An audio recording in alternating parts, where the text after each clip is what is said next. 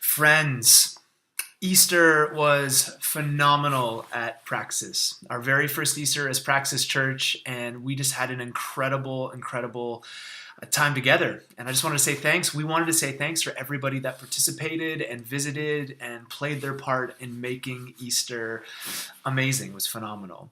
We just wanted to take a couple seconds and quickly just recap Easter, but as well take a minute. I just want to share a little bit about what Easter actually means for us, both in our practices, like what we're going to practice as a community, and then as well our theme, like our theme and our series coming up at Praxis Church for the spring. Hopefully you're well wherever you are today, and thanks for taking just a couple seconds to watch this. First, just wanted to say it was a bummer that our Good Friday hike was canceled. Unfortunately, we got too much rain over the evening, and it was just the forest was just too wet and muddy, so we couldn't go in. But we've heard so many good things from people about this event, even though it didn't happen. So it just resonated with so many people within our community, just sharing about how they love connecting with God through nature and creation.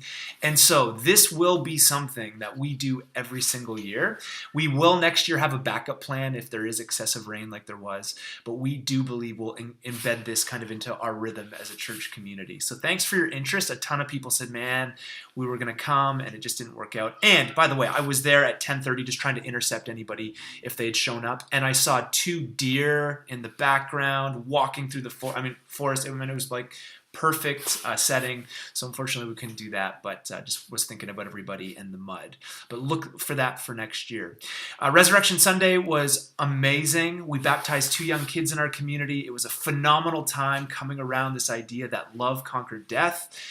And just incredible to come, to sing, to celebrate, to worship together, and be together as a family. We have some great photos if you go to our social outlets, and if you ever did get a photo done on that morning, you can see them there. But just a great time gathering together. A donut wall, come on somebody. I mean, can it get any better than a donut wall?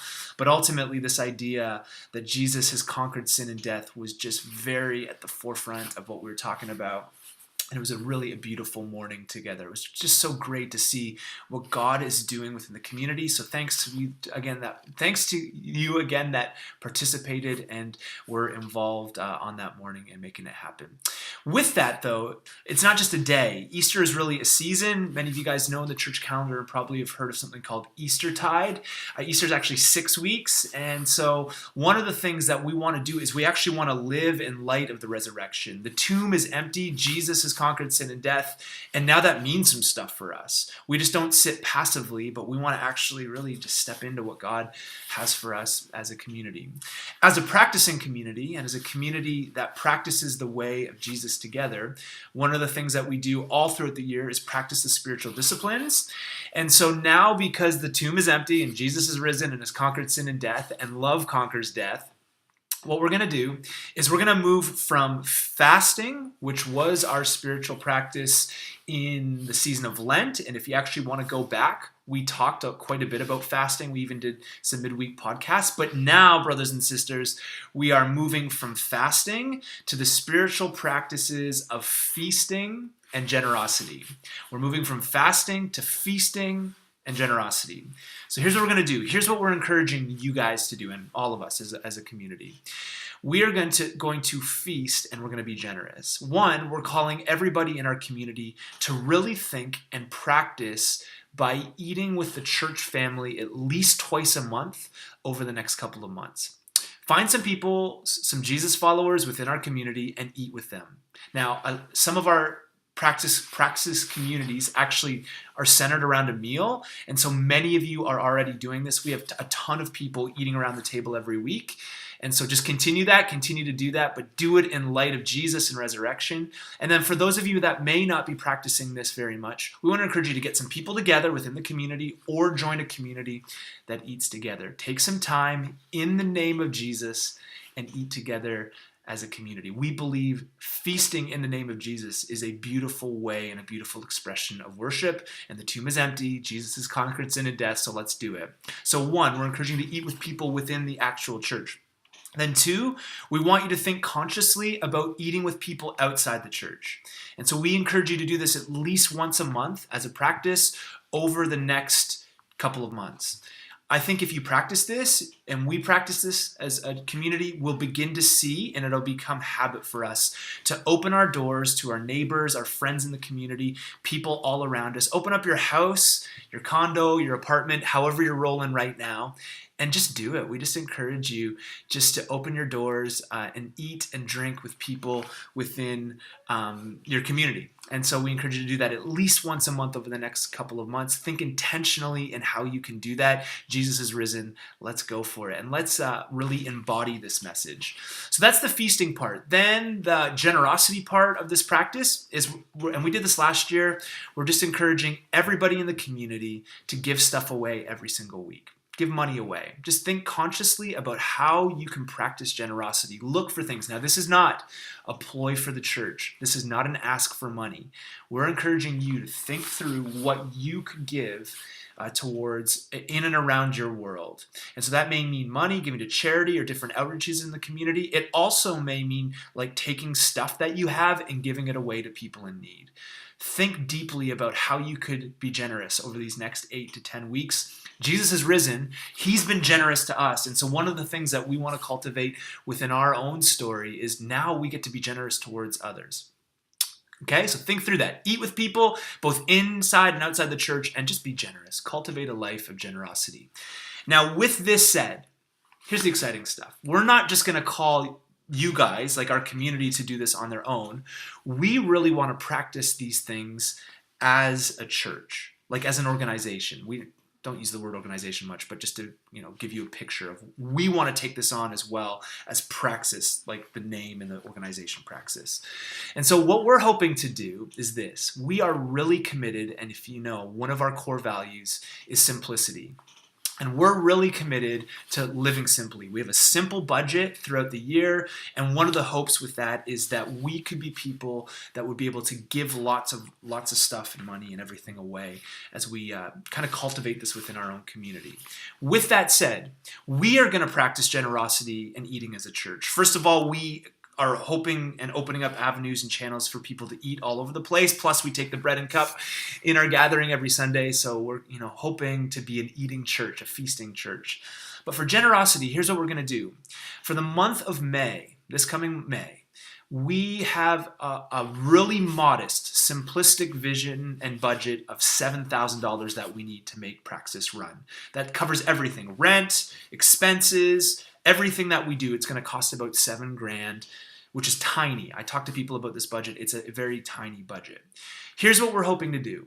First of all, to be generous in the month of May, right off the top of our budget, we're going to live really simply in May so that we can give $600 away to our spring outreach that is the Meals from the Heart campaign at the Ronald McDonald House. So that's going to be out of the budget that comes in. We're just going to give $600. That's like, I think 8.5% of our monthly budget is just going to go right out to the Ronald McDonald House. We're going to put on a brunch. We're going to do some baking. We're hoping to do gift cards and just really bless the families and the things that go on at Ronald McDonald House. So right away, we're going to do that. But the other thing is this. Here's what we're going to do. The other thing we're hoping to do is that anything that comes in over our $7,000 budget in the month of May, we're just going to give away. Our hope is that we do things simply here as a community so that we can enable ourselves to be generous. And so we're not just asking you to practice generosity as an individual. We are doing this as a community. Now, can you please listen, lean in, and hear me? This is not a ploy for money. At all, this is not a ploy. Our budget has been great. God has blessed. As we've turned into Praxis, God has done some great things. You guys that contribute to the community have been amazing. It's been fantastic. This is not a ploy to make budget. It's just us saying we want to live really simply. So anything that comes in over our budget, we're just going to give away to local outreach. And so that may be $50. It may be $500. It may be $5,000. Our hope is, in light of resurrection, is to practice both feasting and generosity, and we feel like this is the way that we can do it as a community. All right?